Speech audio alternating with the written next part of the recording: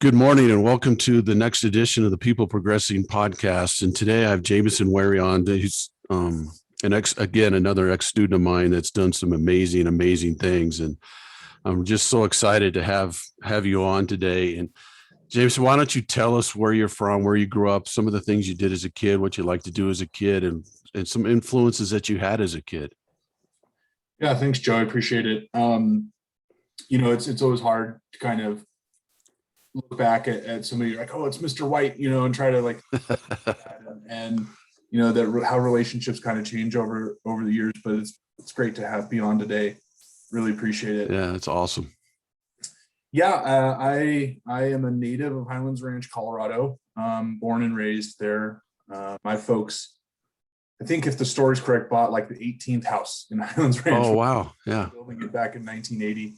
And so I grew up there and ultimately ended up at Thunder Ridge High School. With you as a kid, I think I was into fairly normal stuff. I like to think I played outside a lot. I played sports. My family's house on an interesting street in Highlands Ranch. It kind of sticks out into the field there. They call it the green belt. And so we had field on all three sides. And so I spent a lot of time just running around out in the creek beds and stuff. And my dog and I would go out there after school. And I got into football at a really early age. I started playing football, I think, when I was about 6 or 7. And, played for the Highlands Ranch Falcons football team, and that was a big deal. And I played baseball and just kind of had what I think is a fairly ordinary childhood. We got into my friends and I, we all on the street there, we all got into a lot of the same hobbies. We'd play street hockey for hours and hours and hours, and then we'd go and play paintball out in the fields and stuff, and always give people a good scare. Like, looking back on it, I'm like, why didn't people call the police on us more, for all the antics we had running around out there. And then when Ranchview Middle School and Thunder Ridge High School opened, I was part of that kind of initial group that came in. I was the first class of 7th graders at Ranchview. And when Thunder Ridge opened, where you taught, there was the first class of Thunder Ridge High School students ever was just freshmen, right? And the idea was they would run through. So, and then we kind of ended up there at high school and went through, and that's where I met you playing football. Now, you got an award too, didn't you, at Thunder Ridge for business? Yeah. So as it turns out, and I didn't realize this at the time, I had taken just about every business-oriented class that Thunder Ridge had, to include an accounting class with you and other business classes. And then I got a really surprising letter in the mail one day saying, hey, you won an award for the senior class. Like, there's the most outstanding student overall, and the valedictorian, all these other things. But apparently I had taken all of the classes and done well enough to receive the Outstanding Student in Business Award, which came as quite a surprise to me and my family. And then we went to the awards ceremony that night. And so that was actually a nice, pleasant surprise, kind of right before graduation. And then now let's dive into this, because this is where it gets really good in my mind. Well, first of all, let's go back a little bit. So one of the things I noticed that you didn't say about growing up was you didn't sit around a TV and play video games all day. You were out playing and doing things out in nature and doing some things. Do you think that maybe kids today are doing way too much of that kind of stuff, the video games inside, and not getting out and getting after it a little bit? It's hard to speculate or to have an opinion on things like that. I did spend a lot of time outdoors as a kid. I will say that I spent my fair share of time in front of video games. I paint myself out as some Tom Sawyer figure out there, or Huckleberry Finn. Yeah. But I think what's really interesting is now I have my own children, and my daughter is 7. And she asked me a few weeks ago, I think this is kind of a poignant example. She asked me a few weeks ago if she could start her own YouTube channel. Oh, wow. And that really got me thinking, like, the differences between when I was 7 and when she's 7 now, and how the world is different, and just the environment that kids are in nowadays. And I think it's really easy to sit back and say, yeah, kids are playing way too much video games and they're online way too much. But then you got to think like, well, adults are online too much and people are online too much. Mm-hmm. That's kind of the way the prevailing kind of like zeitgeist of the world is going. And so if that's the environment in which social interaction is happening nowadays, it's hard to keep your children out of that, you know, if that's where all of the other kids are. So we do insist that our daughter gets outside a lot, and she does enjoy playing outside and running around, and she actually gets frustrated with other children who play too much video games or spend too much time on their tablets or whatnot. But it's a really hard balance to find, and I appreciate my parents more for it, looking back, to say like, okay, it was probably a little easier back then because there was less internet and social media and all that stuff. But at the same time, that balance still existed, right? Make sure your kids get outside. But I think that's kind of the example that hits me personally, is looking at my own children and saying, okay, I'm on the other side of the coin now. Yeah. And you don't know what the right balance is, mm-hmm. Right? Yeah. So now you graduate from Thunder Ridge, and now you get accepted into the University of Colorado. What was your journey like there at the University of Colorado? Yeah, I think that I hadn't put a whole lot of thought into college. I mean, I kind of assumed that I was going to go, but I hadn't put a whole ton of thought of it. So I showed up there with pretty much zero preconceptions about what my major was going to be, or what I was going to study, or what it was going to be like. And I don't know if that was a good thing or a bad thing. I think that I just kind of walked in and registered for classes and started soaking it all up. But I definitely took to the kind of culture and like the dynamic of being in college. Like, hey, you're on your own. It's up to you to figure out how to get to class. It's up to you to figure out what your classes look like. And I, playing intramural sports and meeting all of these people. And, the first couple of years maybe more so the first year, you're trying to kind of balance like, okay, do I nurture the relationships with all the people I knew from high school who are here, or do I branch out? But I really loved it. I really enjoyed college. I enjoyed it so much. I did 5 years there. And if I could support my family as a full-time college student, I'd probably do that. But I really, looking back on it, I think that, and I've reflected on it a lot over the years, that I wish I had studied a little bit more and taken like the academic stuff a little bit more seriously at the front end of it. I think I was kind of just going through the motions the first couple of years, and then about halfway through is when it kind of clicked, right? And I said, okay, I identified a major. I was going to study international relations. I started kind of honing in on some more specific classes, economics, conflict studies, like Latin American, particularly heavy. And then I also, at that point in time, started my ROTC time as a cadet, kind of halfway through. And then that's when I think I kind of gained some focus, and that kind of was the prevailing mentality of my second half of my college career. What pushed you into the ROTC? That's kind of interesting that you started that in the middle of your college career. What was inside of you that said, I think I want to go this path into the Army? Yeah, I've actually been thinking about that a lot over the last couple of days, getting ready for this conversation. And I was like thinking about that journey.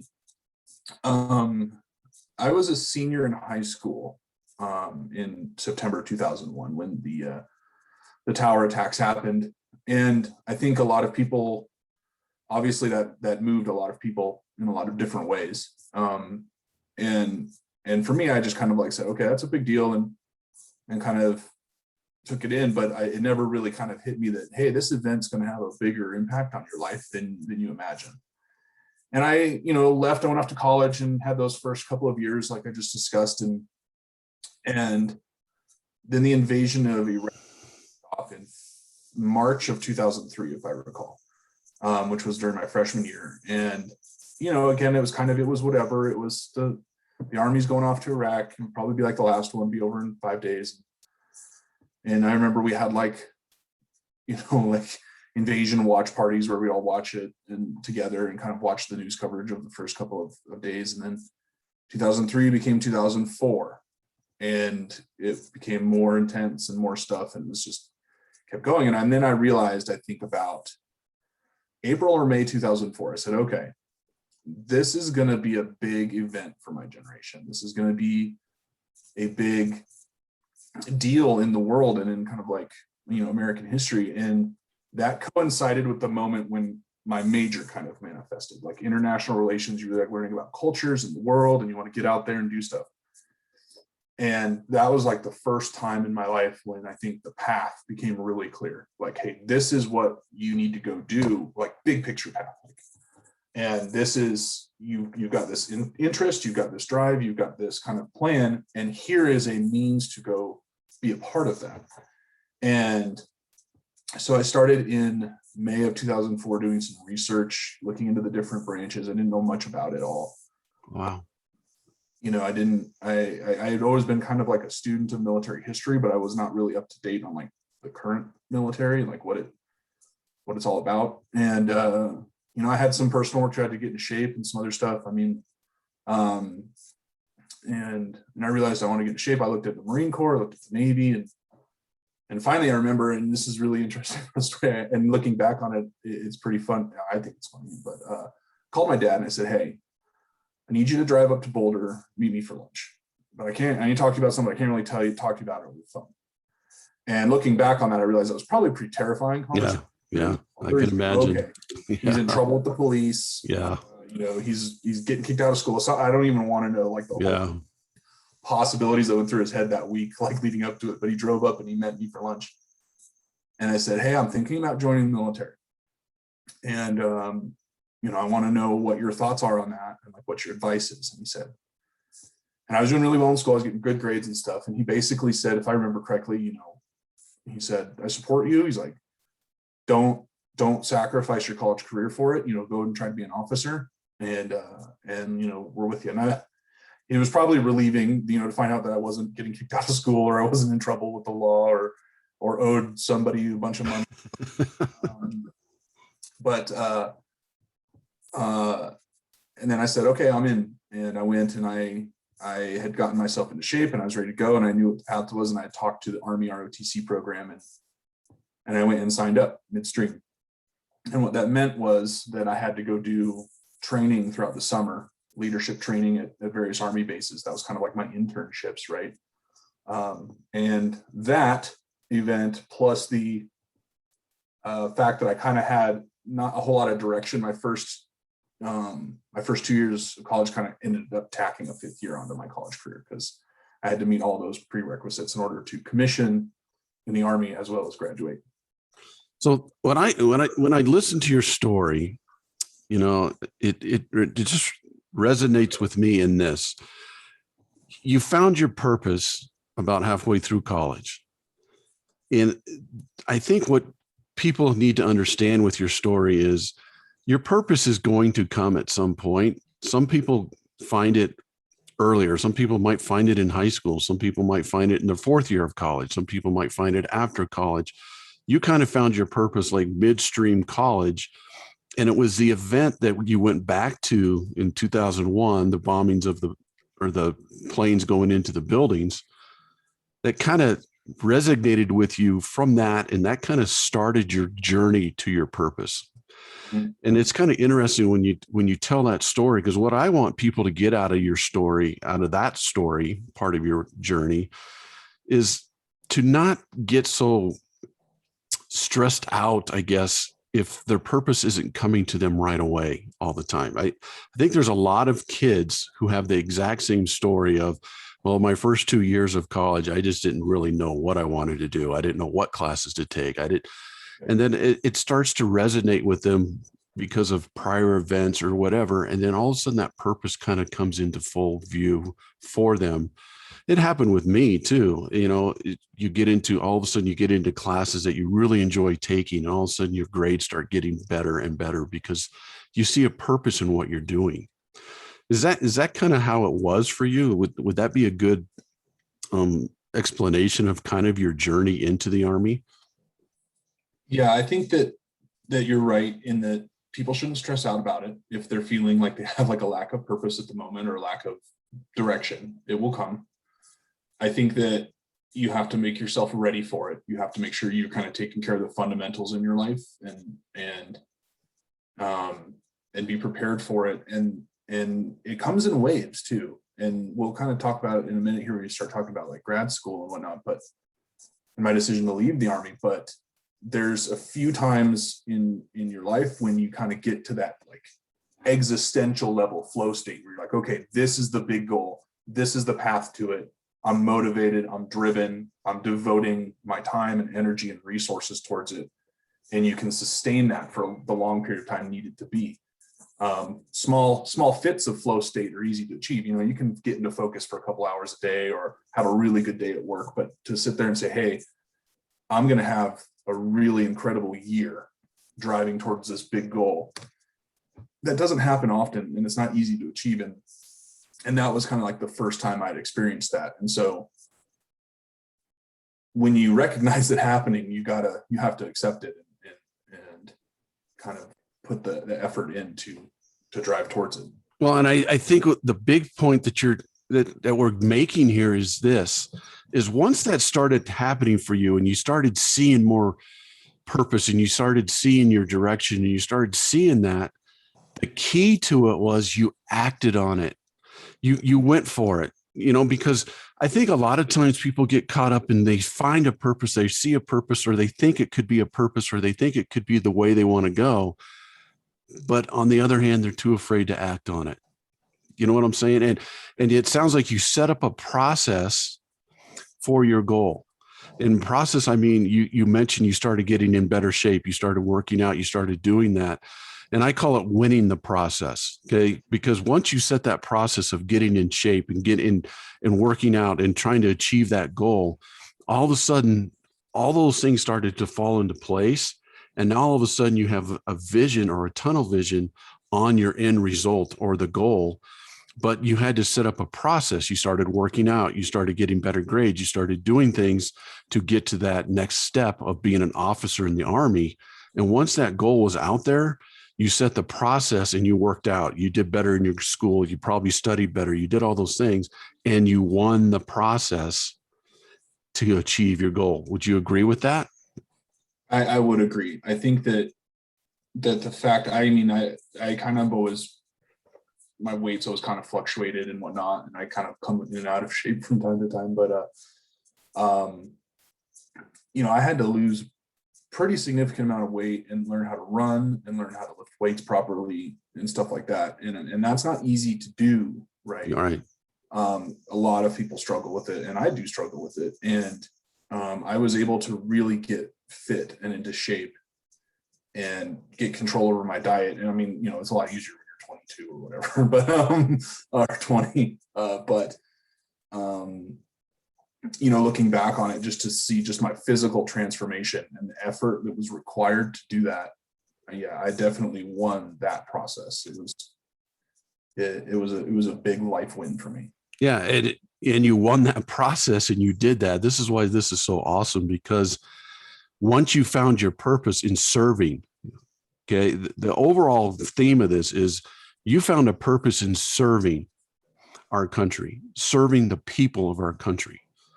And when that purpose became greater than yourself, I'm going to go out and I'm going to do the ultimate sacrifice for our country. I'm going to serve our country. And that purpose became greater than yourself. Winning the process became a little bit easier because you had a purpose that was greater than yourself. It became a lot easier. Yeah. And that's what I want people to understand is when that purpose, I always say this, when the purpose is greater than yourself, then you're going to find a peace of mind in the direction that you're going. Would you agree with that? Yeah. I would. So let's get into Army. Let's get into the Army. Okay. So you were in the ROTC, you graduated. Then what was the next step after that? So 3 weeks after I graduated, I had to report to Fort Sill, Oklahoma for artillery school. I was becoming an artillery officer, and so I packed everything that I owned into a tiny car and just drove to Oklahoma. And that was kind of a great adventure, just to go down there and you start learning about the military. I mean, at that point, I'd been a cadet for a couple of years, so I knew the basics, but then you start really learning about what life is like as a soldier, day in and day out, and learning the ins and outs of my job and my purpose within the military, like how I fit in as my piece of the puzzle. So you did that for about 6 months. And then in December, I was sent out to my first duty station in South Korea. Oh, wow. And I spent a year living in South Korea, which, you're at the time, I think, 23, 24 years old. I'm gonna go live in East Asia. I don't speak the language. I don't know the culture. I'm just gonna show up and figure it out. And I mean, you live on a military installation, so you're not like living in, but you go out there every day, you interact with it and stuff. So I think that was like my first real taste of like, okay, I'm on the right path, because like I studied international relations and stuff like that. And by the time I graduated college, I'd never really left the country. I mean, I'd been on some fishing trips to Canada. I think I went on vacation to Mexico once in college, but this was my first time like really seeing a part of the world that was completely foreign. And it was invigorating. I mean, it was, to sit there and say, okay, I made the right choice. I'm on the right path. And seeing all of this stuff. If you've never been to South Korea, you have to go. It's the eighth wonder of the modern world. I mean, Wow. Incredible. And, just spent a year there working and training and doing the things I needed to do. And then I came home from Korea to Fort Bliss, Texas, which is in El Paso. And that's when I was a first lieutenant, which is like the second rank up from, you start as a second lieutenant and you go to first lieutenant. And at the time, it was 2009, like all young lieutenants, all you cared about was getting deployed to combat. Like that's what your life was about, was just trying to get deployed. And I found out we were going to be on deployment orders for that fall. And we ended up going to Iraq. So in the fall of 2009. So what was it like? Give me a mindset so people can understand the mindset of somebody. You just said it. You're wanting to get deployed to a war, right? I mean, that's what you wanted, to get deployed to a war to serve our country. What's your mindset there? I mean, what makes you have that kind of a mindset and not be afraid of that? Does that make sense? Yeah, I think that kind of, to your point from earlier, it comes back to purpose. I mean, that's why you're there. That's done all this work. That's why you've done everything, was to go and do that, right? People typically, I mean, and the military is very big and diverse, and people have a lot of different motivations for being there, but most Army lieutenants join with the intent to go and deploy and do their job in the real world, in a combat situation or some sort of other, deployed situation. So, and you spend all this time training for it. You're just kind of like waiting for the day, and it's going to be scary and potentially dangerous. But that's not what's on your mind. What's on your mind is you want to be kind of part of the club, part of the real soldiers who actually gone and done soldier stuff. Imagine, I mean, you coached a lot of different sports. Imagine spending years practicing and never getting to play a game. Yeah. Great and analogy. All you want is to like play the big game in the stadium with the fans and like the score and the other team, but no, you're in the batting cages and you're doing the drills and over and over and over again, and you never get to play the game. That's kind of like the mentality. Is like, you're like, get me in the game, coach. It's a great analogy. Win or lose, I just want the real thing. And that's kind of the mentality of a young, Army lieutenant, or most of them, I would say. That's amazing. That's a great analogy. That's a great way to put that. That's awesome. So now we're in Iraq, and I don't know how much you can tell stories about maybe some of the battles that you were in, or something like. Can you talk about any of those, or yeah? Do you feel comfortable? I mean, not all of them or anything, but just maybe something that give us an idea of what you were going through there? Yeah, I mean, I wasn't on like any like super secret stuff or anything like that, and I was fortunate to be in a fairly quiet part of the country. I was a platoon leader, which means that I was in charge of a group of about, at that time, 20 or 30 soldiers. But the platoons were a little bit smaller than they normally were. And our job was essentially to get in our trucks and go drive around and patrol and do missions and talk to the locals. And I was given a section of the map that basically said, hey, you're responsible for this section. You need to go and meet everybody, and you need to patrol it, make sure that things stay quiet and solve problems. And we were sent to, we were based out of a city called Kirkuk. It's a fairly large city in northeastern Iraq. And my town was called, that I was responsible for, the area I was responsible for was called Dibis, D-I-B-I-S, if you spell it in English. And it's about 40,000 people, I would say. And looking back on it, it's kind of manic. You're like, okay, you're 24 years old, or I think maybe 25 at the time. And it's like, okay, I'm driving out in the middle of the desert in a country where I don't know anything about, and I'm like supposed to be the sheriff of this town, but there's an actual sheriff, but I got to go work with him. And like, looking back on it, it's absolutely manic. But, we would drive for about 45 minutes to get to our town. Then we would do various different things. We'd patrol with the local police. We would talk to the local government. We would deliver supplies that they needed, help them, solve problems or whatever, and just kind of be their partners while they keep things safe and secure there.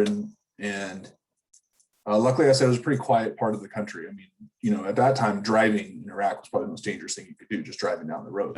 Yeah, the roadside bombs and so forth. Yeah, and we were lucky that we never really got tangled up in anything like that, and we got, we never really got into too much trouble. So we did the whole year and came home, with all of our people and all of our fingers and toes, and so that's success, right? We were able to go do our mission, and we brought all the guys home, and we were able to. Do what our purpose was, do what our job was. And, you look back on it, and I'm just thinking of it now. And there's just like, I have all these like kind of like visions in my head. Like there's like a big oil producing region of Iraq. So there was like huge flares, these methane, natural gas flares. It'd be hundreds of feet tall. They'd like the sun didn't go down there because there was so much flame like spouting out refineries. And, and it was a really pretty part of the country, but there's, it's hot, it was sandy. I've got pictures of being in sandstorms, and it's just orange. I mean, like it looks like Mars. And people are like, oh man. And I was like, there's no filter on this at all. Like, I'll send you some of the pictures. There's no filter on these pictures. It's just orange, and like, you feel like you're on a different planet. But it was nice, you come home and you're proud to come home. You were able to go do what you signed up to do years before. You trained to do it. You got put in the game. And, I don't know if, to use that analogy, I don't know if we won the game or what, or blah, but like, we came home, with our pride intact, so.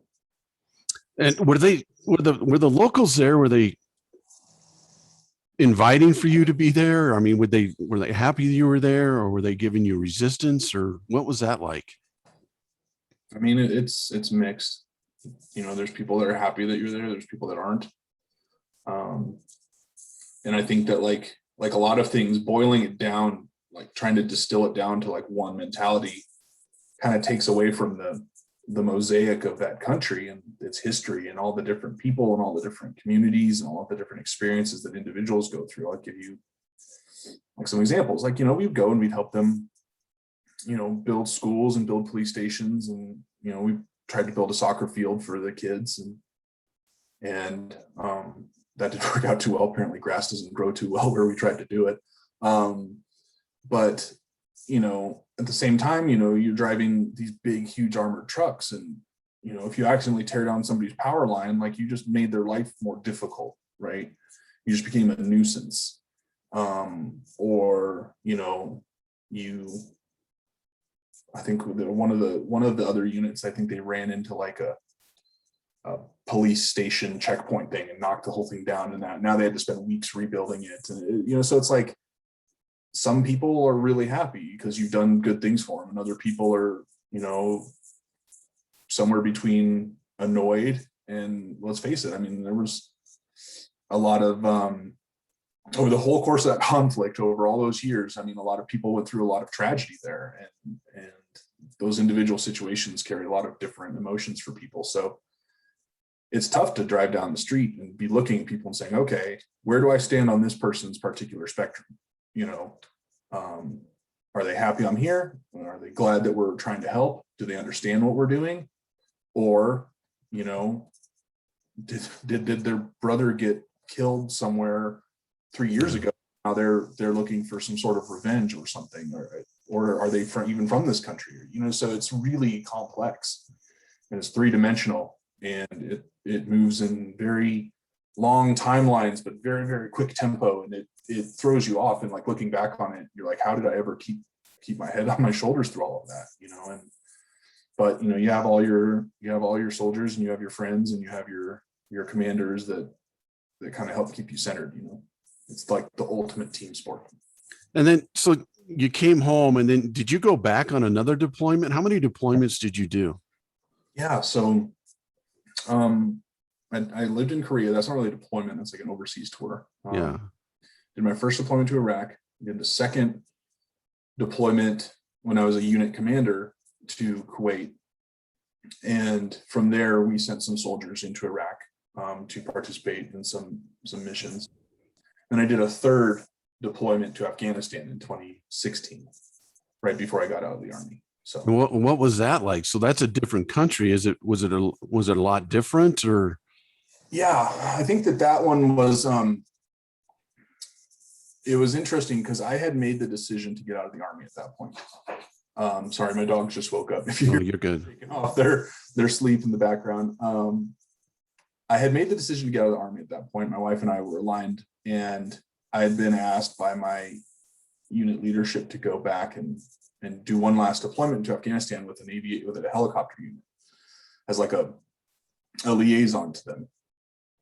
And that was one that my wife and I would talk about quite a bit. Because we're like, okay, getting out of the Army, it's always like the last ski run of the day that gets you, right? So yeah, is this the one, that I'm going to get myself into some trouble?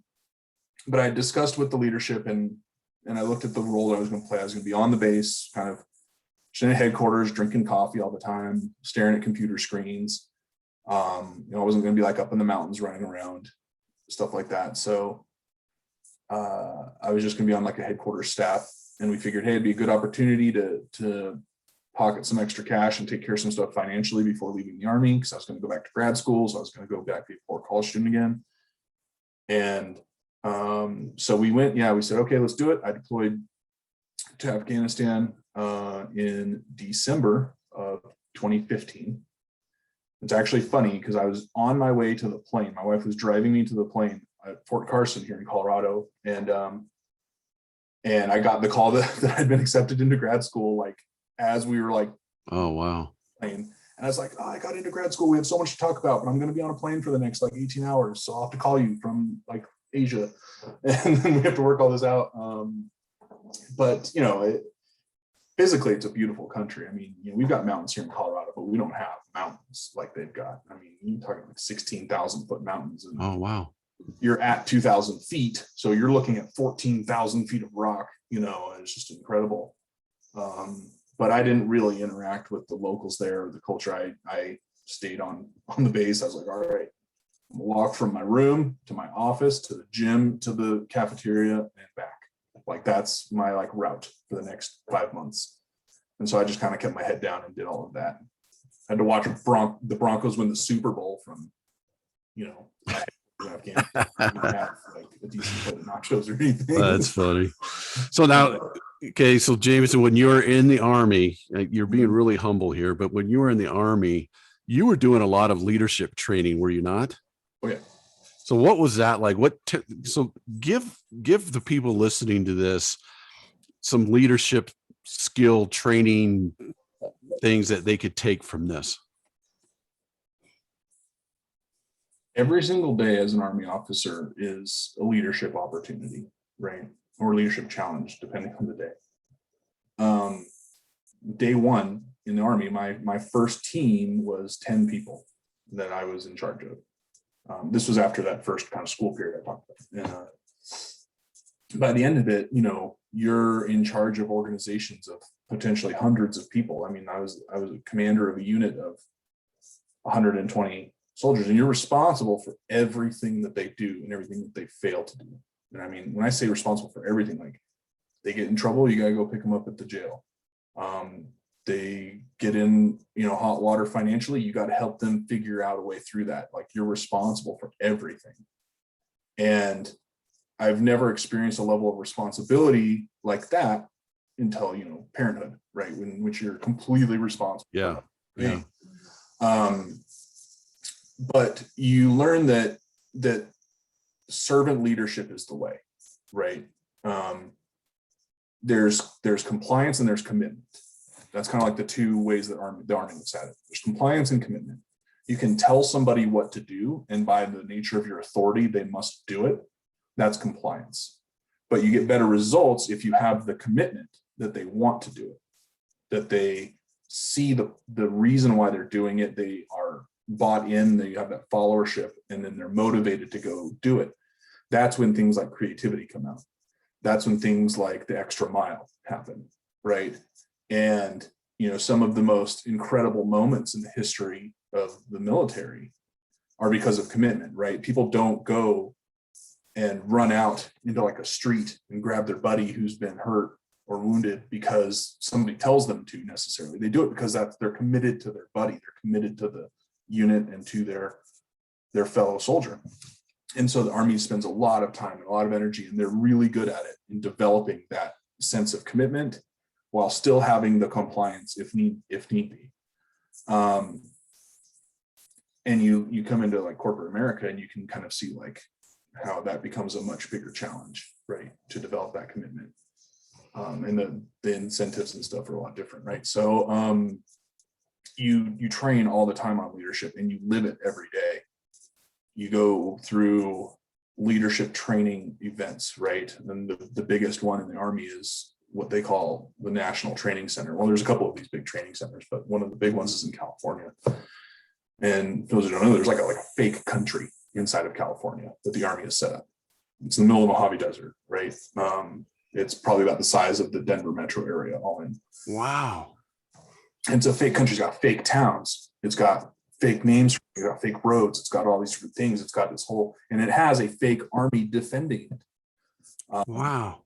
Thousands of soldiers stationed there whose sole job is to pretend to be the other army and defend it. And you have to go like attack it. And at the time they were hiring civilians and stuff to like play the civilians in the towns. And like you would go driving down the street, and there's the baker, and he's actually baking bread. He has little laser things on, so in case like he gets zapped by a laser, then he doesn't show up the next day to bake bread. People are mad about that. And you have to like take your unit in there. You have to figure out how to get all your stuff to California. You got to get your people to California. And then you got to go out and spend 14, 15 days in pretty rough conditions, getting your soldiers through that, making sure they're fed, making sure they have water, making sure they don't get hurt, don't get lost. You're driving through the desert with no headlights in the middle of the night, night vision goggles on, trying to figure out like which mountain you're supposed to be pointed at. And you learn so much about how to keep people motivated, how to keep people safe, and how to make them feel like that commitment, because that commitment is pretty easy. That commitment I talked about is pretty easy on day one, what they call in the box when you go into this like fake country. That commitment is pretty easy on day one. Day 12, it's a little harder to find. And then usually day 13, 14, it kind of comes back when they're like, can kind of see the finish line. But you kind of, it's hard to think about it, but you live leadership for 10 years. And then you Army, and then the rules change on you.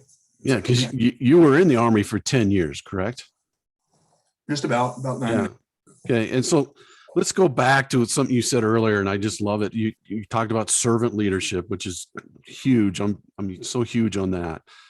Would you say that once you give your people, again, we're going to go back to this purpose thing. Once you give your people an order or something, they need to understand that the purpose of that, again, goes back to it's greater than themselves. That once you give them an order to do something, or that the purpose that why they're doing it is greater than themselves. And once they understand that, then they get the servant leadership part. Would you agree with that? I think they're kind of different. I think servant leadership is about understanding that you are responsible to your people and your people are not responsible to you, right? Like, servant leadership is more about, if you have people that you're in charge of, you owe them direction, you owe them purpose, you owe them the tools they need to do their job. Oh, it's powerful. You owe that to them. They don't owe you anything. And one of the best things ever told to me by one of my commanders, we were talking about it one day. He was a lieutenant, or he was a lieutenant colonel. He's a colonel now, but he said, your soldiers have the right to complain about you. That's their right. And it's your job to do a good job so that they don't do it. Like, you can't be mad that they're complaining. And they weren't complaining about me in particular, but we were just kind of talking about it and how do you deal with soldiers' complaints and things like that. And at the time, it's like, you realize you owe them, they don't owe you anything. But part of what you're talking about is you owe them a reason to do what they're doing. And that's not everything. Like, okay, if somebody needs to sweep the floor, or if somebody needs to move some boxes like that, you don't need to have some grand purpose. Yeah. I mean, people can see, people aren't stupid. They're like, okay, the boxes need to get moved. Like, we get it. Although sometimes in the Army, you don't know why the boxes need to be moved. They're probably perfectly fine where they're at.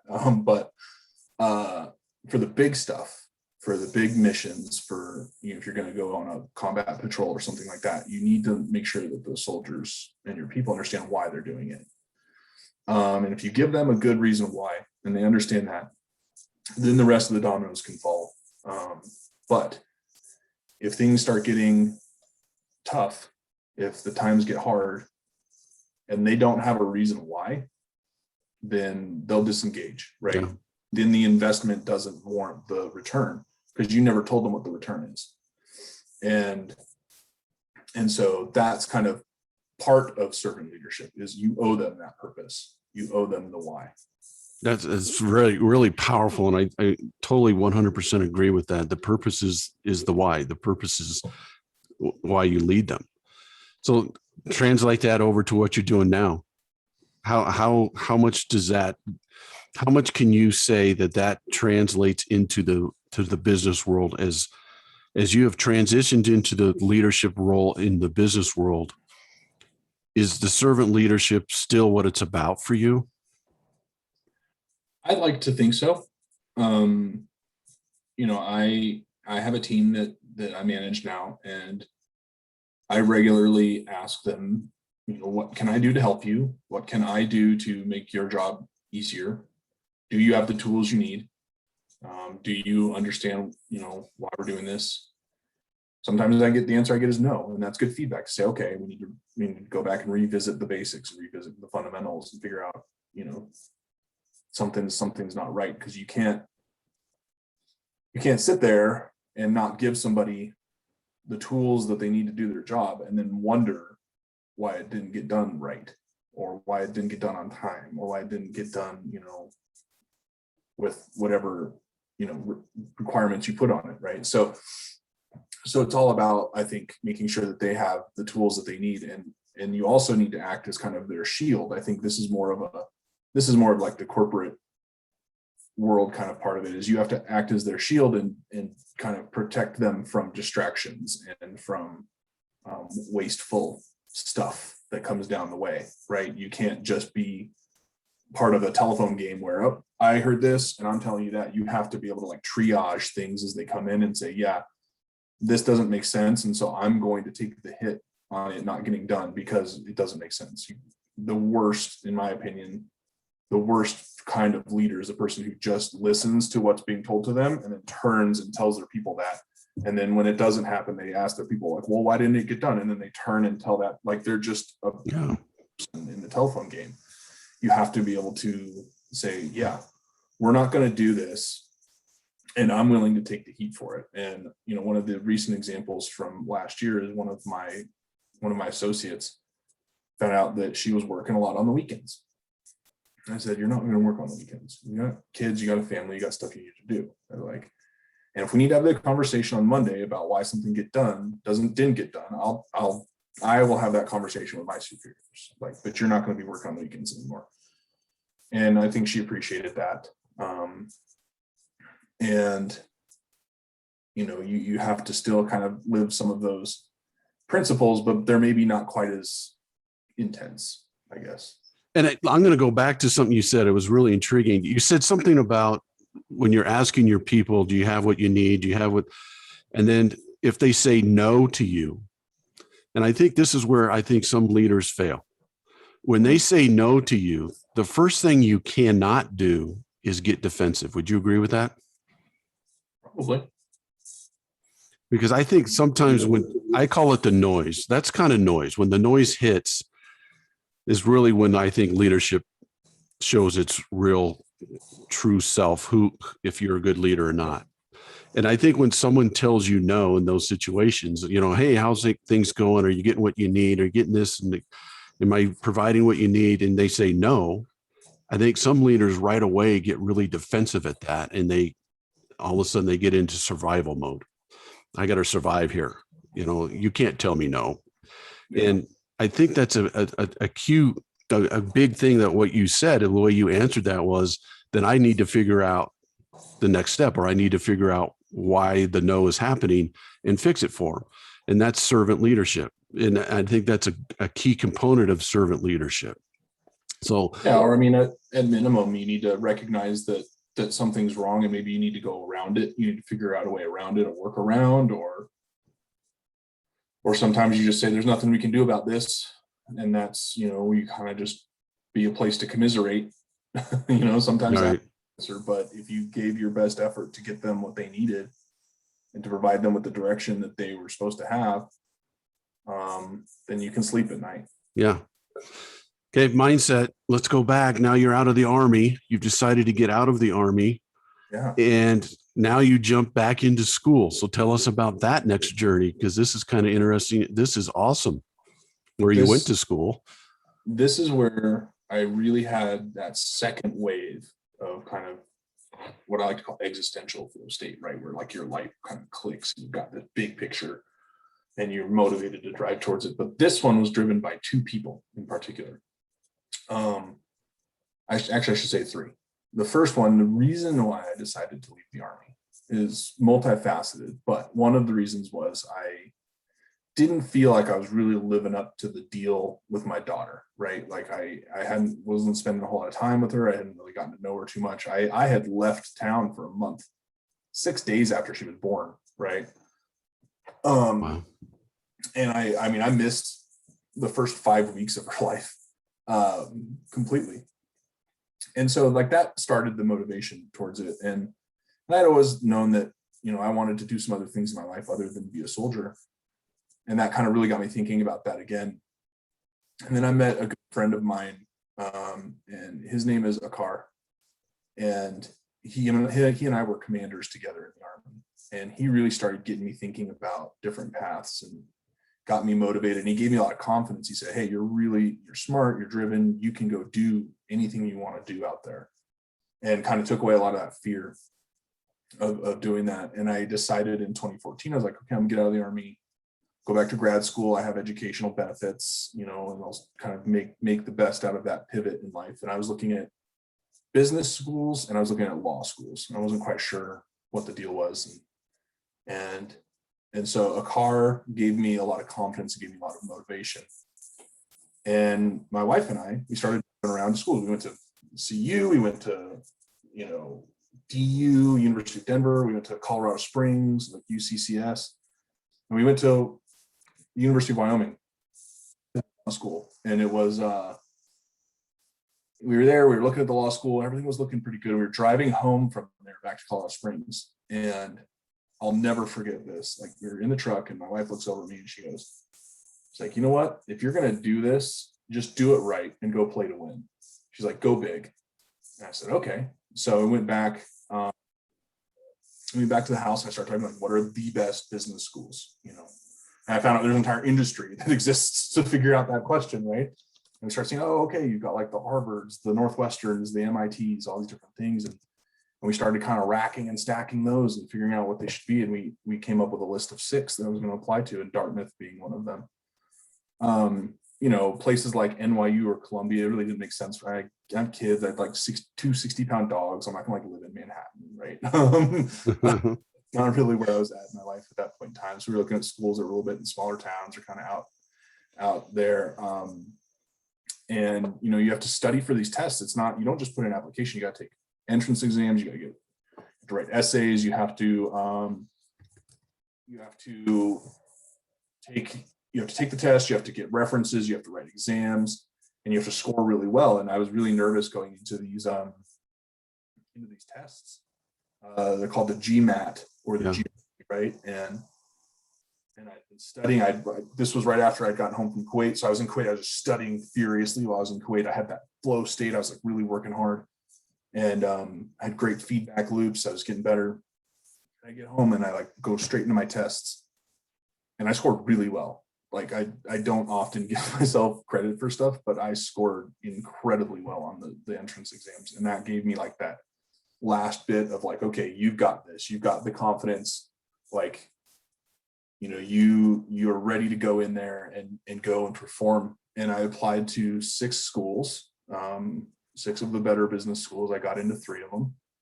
And like I said, I got the call for Dartmouth as I was getting on the plane. It was the last one to come in. I got the call for Dartmouth as I was getting on the plane to go to Afghanistan for my last tour. That's awesome.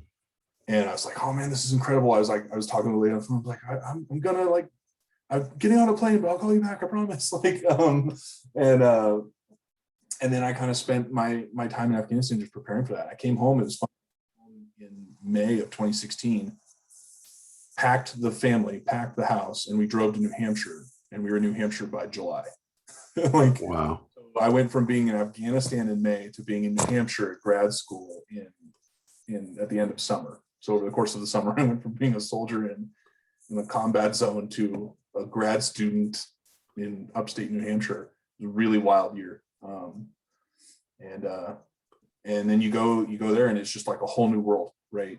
You're learning so many different things. You go from, you know, you've been in the Army for 10 years, you're comfortable, you know how to do it, you know, the skills are there, you have the experience to going. Now you have no experience. You don't know anything. You're sitting to the left and to the right of people that have worked at some of the biggest banks, some of the biggest consulting firms, some of the biggest companies in the world, and your skill set is exactly irrelevant. And so you have to like restart that learning curve, and it was addicting. You know, 2 years in grad school, learning business, learning about all these different things, trying to figure out how your experience plays in with it. And then you have to go through the whole recruiting process to find the company to work for, right? And it's a very like structured process. And it's, you know, I mean, you've got like Goldman Sachs and Bain and Company, and, you know, and the company I heard, right? You know, like you have these big, really, you know, intense companies, and you're flying around the country doing interviews and trying to tell your story and differentiate yourself from the rest of the field, because, you know, you've got hundreds of people at all of these different schools going for just a couple of slots, trying to figure out where you fit into it, and trying to, for somebody who had a career that was kind of not really applicable, or I guess I wouldn't say applicable, but I would say like, you know, you can't go back into that industry really. And I had to figure out, well, what industry, you know, what kind of work stream works for me, you know, and there's a lot of personal journey there about figuring out not the skills needed to survive in the business world, but also where to go, what's the direction, right? You're kind of back to that day when you're like, I'm deciding to join the Army. Should I go to the Marines? Should I go to the Army? Should I go to the, you know, that's where you're at again. And you kind of feel like you're 20, 22 years old and you're halfway through college again, like trying to figure out where do I go. And luckily I did a really good internship with a company called Corning in New York. They make like display screens for televisions and phones. They make catalytic converters. I was in their advanced optics group. That one just wasn't right for me. And then I ended up with some great conversations with the folks at the company I work for now, Danaher Corporation, and ended up joining their water quality business. So I work here in Colorado for a company called Hach. We manufacture solutions for testing water like at scale, right? Like mean, yeah, we sell things for like pools and spas too, but like I'm talking like massive power plants, massive municipal water treatment operations, millions of gallons a day. And now this is a whole new journey, right? Whole new different style of leadership, whole new different culture, all sorts of different stuff. And I've been on that journey for the last 3 years, and it's, again, I feel like it's addicting. It's great. I don't know. I feel like I'm rambling, so I'm not. No, the thing I'm getting out of this, and this is, you mentioned the word fear a couple of times, and I want people to understand that. Here's what's amazing to me. You said you went into CU, Colorado University of Colorado. Mm-hmm. You didn't really have too much direction your first 2 years. You had fun. You were doing some school.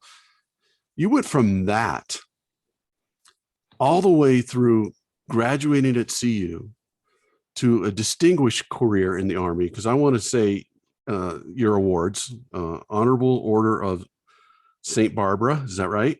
Mm-hmm. A Bronze Star, Combat Action Badge, Arm Achievement Medal with Oak Leaf Cluster. So you're a decorated Army veteran, not just, you earned some awards, and you're being very humble, and didn't really go into how you earned those awards, which again, it shows your humbleness and shows you another reason why you're a great leader. To 9.5 years in the Army, to taking another leap of faith, another leap into a journey into grad school at one of the top universities in the country, Dartmouth, now into a business leadership role. And the common theme that drove you through all of those different journeys, because I guarantee you along the way, there was fear in every step that you took. There was something that made you jump into doing those things. From being someone who didn't really have any idea what he wanted to do going into college to where you're at now is an amazing journey. And every step that you took, there had to be some kind of aspect of fear involved. What I'm getting out of this is what got you through and got you jumped into every challenge of the step of this journey was your purpose of serving others. Because even now, the reason you love the company that you're working with, you told me this the other day, you used one of our products today when you drank water. And what I'm saying in that is the greater purpose there is you're providing clean drinking water for us to survive. And that's that purpose of something that's greater than yourself. And that purpose that's greater than yourself has driven you all the way through this journey. Would you agree with that? Yeah, I would say it's a little bit less so with the job I do now. I think that this, well, let me kind of clarify. The reason I left the military and the reason why I went and did what I did to find myself here in this career was to take care of my family. To serve your family. And to serve someone greater than yourself. And in that process, when I was recruiting for companies and I was trying to figure out the right one, one of my check boxes on that list was I want to do something that kind of helps move the ball down the field just a little bit for humanity. I mean, I'm not out here like, I know what you're saying, but you're still serving. Like that. But I'm going to cover my block, right? I'm going to make sure that we do our little piece to maybe make sure that I didn't want to go work for and there's nothing wrong with it, but I didn't want to go sell ping pong paddles. Right? Yeah. Ping pong's important, but I want to do something that had a little bit more substance to it. And so, yeah, maybe the intensity level is a little bit low, but my motivation was ultimately about my wife, my children, right? So I think that you're right in the sense that self-serving things are generally less profound. They have less of a motivating effect because you ultimately are accountable only to yourself. But if you have that kind of, ulterior purpose, that external purpose of what you're trying to do, then not only are you accountable to yourself, but you're accountable to others. and maybe they don't know it, but you are, right? And if I fail at what I'm doing now, my children are going to feel the impact of that. And so I owe it to them to succeed. And so, again, you kind of find yourself in servant leadership, and every parent who does it right is a servant leader. So it's not like something necessarily rare, but you got to make sure your kids have what they need, right? Or else they're not going to succeed. And so I think that you're right in the sense that if you can externalize some of that stuff and find a way to relate it to the world around you, then you'll probably find more success and you'll find more motivation. Right? Yeah. And your journey proves that. I mean, every step of your journey, which is, again, I'm so unbelievably proud of you. Every step of that journey was about serving, and your leadership journey is about serving. Your parent journey is about serving. The leadership position you're in now with the company that you're with, you mentioned it. It's about serving the people that's underneath you and making sure that they enjoy coming to work. And I think that's where, 70% of Americans are disengaged at work. And you're out there trying to make your people feel good and feel wanted and have a purpose to come to work and be engaged. And that's huge. And I think we need more of that in our world. And real quick, because we're running out of time and I don't want to take all your day, but my book is called The 3 Ps, Finding Your Purpose, Perspective, and Passion. So I always ask every guest I have on my show this: what's your purpose in life? My purpose in life is that when I get to the finish line, I've got the people around me that said, you did right by us. You did a good job and we're here for you. My grandfather just passed a few weeks ago. No, I'm sorry. If you want to talk incredible lives, that's an incredible story, but there was 40 people at the hospital with him there. Amazing. Dedicated to him. And so it's like, I don't know what path my life's going to take me, but my purpose is to do it right by others. And, Beautiful. What's your perspective on life? My perspective on life. You have to have fun along the way. Okay. Time is the ultimate non-renewable resource, right? You spend it constantly, you won't get any more of it, and you can't go make more of it. And if you waste your time worried about a lot of stuff, or if you don't use your time properly or respect your time, you're going to find yourself further down the road in your life looking back and saying, what did I do? And at least as long as you have some fun along the way, enjoy the journey, right? But it's all about time. Everything's about time for me. Respect other people's time, respect your own time, and get the most out of your time. Beautiful. And last one, what's your passion? What are some passions that you have? Yeah. I've recently gotten back into motorcycling, which is really cool. You have to take care of yourself, right? Everyone's like, oh man, how can you get back on a motorcycle? You got kids and stuff. I'm like, well, first of all, I was like, I'm not planning on crashing a motorcycle, right? But you got to take care of yourself too. If you're not happy with yourself, your kids are going to see that. Your wife's going to see that. Your friends are going to see that. You're not going to be any good to anybody. I'm getting back into that. I love golf, getting away for a few hours and like putting the phone down and just like sitting in a field and embarrassing yourself on the golf course. Mm-hmm. And I recently, we're finishing the gym in the basement right now, and I desperately need to repair my relationship with my own body. So that's going to be a journey starting here shortly. But those are some of my smaller passions, I say. But my daughter just started kind of her competitive soccer career the other day, and that's just like pretty cool, isn't it? That's the kind of stuff that just that's awesome. Hey, Jamison, I know we're at the end of this journey. I think we could go on and on forever, but yeah. I like I said, I am so proud of you. You just look at what you have done in life so far, and there's so much more great stuff to come because of the servant that you are. Thank you for coming on and making a difference in people's lives today, because when people listen to this, they're going to get some motivation, on taking a leap of faith sometimes, and going forward and making that choice that they can do the things that they need to do and want to do and try to do, and to not hold back.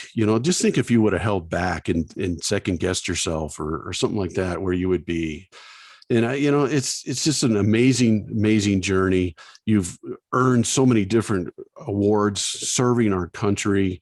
I know that's going to continue with servant leadership in your business career, and your being a father and a husband. And, I guess I'll start there. That's where I'm most proud of you, is just what kind of father and husband you are first, and then serving our country and all those things. As a teacher, I never thought that I would have kids that I taught and coached be in a war. I never thought that getting into my journey as an educator. And when I've seen some of you guys who have been in wars and so forth and served our country, it just pops my buttons. It's an amazing thing to me. I can't grasp it, the mindset that you have to do something like that. And I'm just so proud of you. So I want to thank you for coming on today. You made a difference in people's lives today. And I know you do that on a daily basis at your job as a husband and as a father, but you made a big, huge difference in a lot of people's lives today. So thank you for coming on. Thanks, Joe. I appreciate that. And let me just start by saying thank you for this opportunity to come in here and kind of tell parts of my story. And I think the best part of it was like the last 2 days, I really reflected a lot on my story. It's awesome. I have never really thought about it as like a narrative or something. And you're like, hey, I want you to tell your story. I'm like, I don't know how to do It's that. amazing. But being able to stop for a second, and I had to go on a long drive yesterday, but the whole time just thinking about okay, well, how would I explain this part of it? How would I explain, really kind of taking some stock on where I'm at. And then let me also say thank you for being my teacher and coach back then. That had an impact on me significantly. I mean, in the classroom, in the business classes and whatnot in high school, but also as a football coach, and learning how to sweat and learning how to work and learning how to get up and learning how to little things, like learning how to feel bad when you let somebody down. That is an important thing to learn. And when you miss your assignment on the football field and things fall apart, you're like, okay, well, the only piece of the puzzle that was missing was mine. That's something you have to learn in life at some point, right? And you taught me a lot of that stuff. So I appreciate all of that work all that time ago. It has definitely paid dividends for a long time. And then again, thank you for this opportunity. And hey, maybe let's not make it the last one, right? It won't be. Trust me, it won't be. This is I got goosebumps right now. This is so awesome. So, hey, Jamison, again, thanks for coming on. I'm always here for you, and we'll continue talking and get more stories from you. Thank you. Joe. You have a great day. You too. Thank you again for listening to the People Progressing podcast with Jamison Wharry on there today. It was unbelievable. Listen to his story, his journey. And I just want you to take that leap to, just like he did, from his journey from his first 2 years of college to where he's at now. He had to make a lot of choices and take a lot of leaps of faith and take some risk, and you can do it too. His story is very inspirational for you to take that leap. And I just want to thank you for listening today. You can get a hold of me through coachjoewhite97@gmail.com. I'd love to come speak to your group, speak to you, work with your group. Also, you can get my book at coachjoewhiteconsulting.com. And I appreciate your listening. Please get on, subscribe, write me some messages on, write some reviews, good or bad. I don't care. Just so I know how we can get better and make it better for you to listen. Thank you. Have a great day. Bye.